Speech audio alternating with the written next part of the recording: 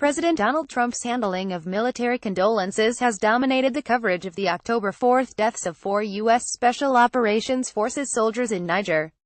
However, there are a number of other unresolved questions that call for congressional inquiry and consideration. But that congressional inquiry needs to be done the right way. If done wrong, it can hobble efforts to get at the truth. Background: already, lawmakers are demanding more answers. Last week, Sen. John McCain threatened to issue subpoenas to the Trump administration over the timely provision of information to the Senate Armed Services Committee (SASC). He also accused the executive branch of having a unicameral mindset and complained he hadn't been properly informed by the Pentagon about the mission in Niger. Meanwhile, Sen. Lindsey Graham RSC said that up until now Congress has barely been informed about what U.S. Special Forces were doing in the country. "I'm concerned that we're not regularly briefed about operations," Graham said. "These 4 soldiers being killed and most people not knowing what they were up to is a game changer." Following these complaints, Defense Secretary Jim Mattis visited Capitol Hill to address their concerns in private meetings with the senators. Graham told reporters after the meeting that Mattis pledged to brief lawmakers more regularly on the status of operations like the one in Niger. "I will insist, as the war expands and as the rules change to be more aggressive, that Congress is informed more often so that Congress can exercise our constitutional authority whether or not we want to authorize this operation through the appropriations process. Of course, there is an appropriate and important role for congressional oversight here." As McCain quipped, "That's why we're called the Senate Armed Services Committee. It's because we have oversight of our military. So we deserve to have all the information. There are unresolved questions about the nature of the Niger mission. McCain and others may seek to update congressional authorization for U.S. operations in that region. There are also many appropriate questions about the facts and circumstances of this deadly attack, the quality of intelligence that preceded it, the adequacy of force protection resources, the reliance on contractors, the identity of the hostile actors." Chairman of the Joint Chiefs Gen. Joseph Dunford said Monday that the Pentagon's initial assessment is that it was an ISIS-affiliated group, and the role of the host country or liaison forces authority for the U.S. military activity in Niger turns on a number of factors, including the nature of the mission, in notifications to Congress, relevant force authorizations, and the Trump administration's legal theory for use of force under domestic and international law. The White House made only a terse reference to Niger in its most recent June 2017 report by the President to Congress, consistent with the War Powers Resolution. The report said Lake Chad Basin region. United States military personnel in the Lake Chad Basin continue to provide a wide variety of support to African partners conducting counterterrorism operations in the region. In Niger, there are approximately 645 United States military personnel deployed to support these missions. White House Chief of Staff John Kelly gave a longer explanation last Thursday, saying, "U.S. soldiers in Niger are working with partners, teaching them how to be better soldiers, teaching them how to respect human rights, teaching them how to fight ISIS so that we don't have to send our soldiers and Marines there in their thousands. That's what they were doing there." Dunford offered more details on Monday during a press conference at the Pentagon. Roughly 800 U.S. soldiers are operating in Niger to build the capacity of local forces to defeat violent extremism in West Africa, he said. They are part of an international effort led by 4,000 French troops. The way forward as lawmakers continue to learn more about the October 4 incident and the broader Niger mission, oversight should be scaled appropriately. The need for congressional oversight does not necessarily mean this incident should trigger a full-blown, in-house congressional investigation. The scope and intensity of any inquiry should depend in part on the quality and quantity of information provided by the executive branch. Most of the time, Congress can satisfy its oversight needs for factual information by relying on the executive branch investigative findings, provided Congress demands unvarnished truth. At other times, Congress may need to conduct its own fact-finding because it doubts the veracity, will, or scope of the executive branch response.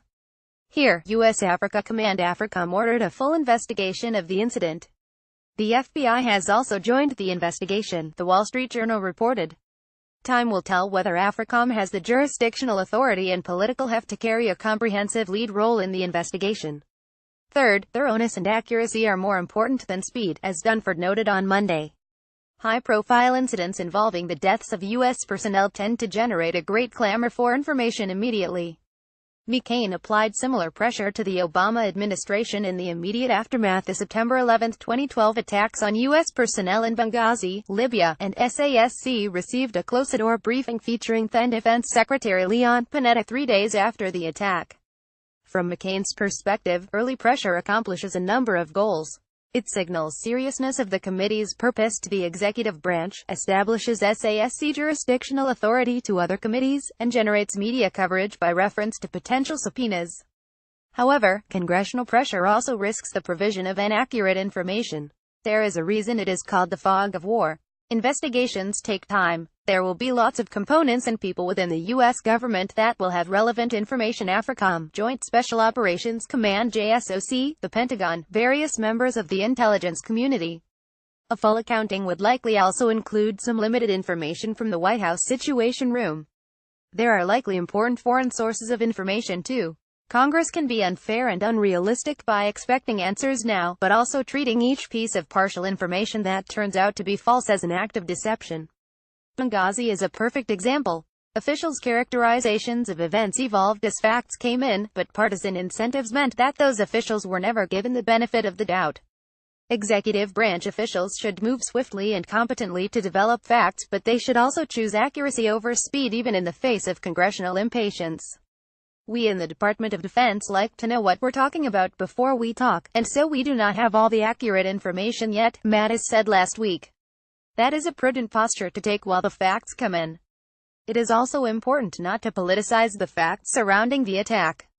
Rather, Congress, on a bipartisan basis, should evaluate the relevant information related to the mission, intelligence, operation, attack, response, and after action. That will start with the information from the Defense Department, and expand to several other government agencies. At this point, without more, there is insufficient reason to believe that what occurred in Niger represents command failure by senior Pentagon or White House officials. Congress should express resolve in obtaining facts and candor, but should afford the executive branch a presumption of good faith until proven otherwise. Finally, there are important policy debates for Congress to consider related to counterterrorism and the geopolitics of the U.S. presence in Niger. Is the U.S. military involved in combat operations in a region without sufficient legal justification or political support? When Dunford refers to the U.S. dealing with global threats in Al-Qaeda, in ISIS and other groups, who are those other groups, and does current congressional authorization for the use of force apply to them? Dunford also referred to local tribal fighters that are associated with ISIS. What legal standards define such an association, and does that mean they are covered now by the 2001 congressional authorization to use force? He described extremist elements that if we weren't conducting operations, our judgment is that they would plant sick. They have the capability to plant sick and conduct operations against the homeland. What evidence is there that groups in Niger would threaten the U.S. homeland, and is the determination that they would plan or would only have the capability to plan and conduct operations against our homeland? Should Congress authorize military force with specificity to this threat and geography? What resources should Congress provide? There is a crisis in confidence in congressional oversight and legislative performance.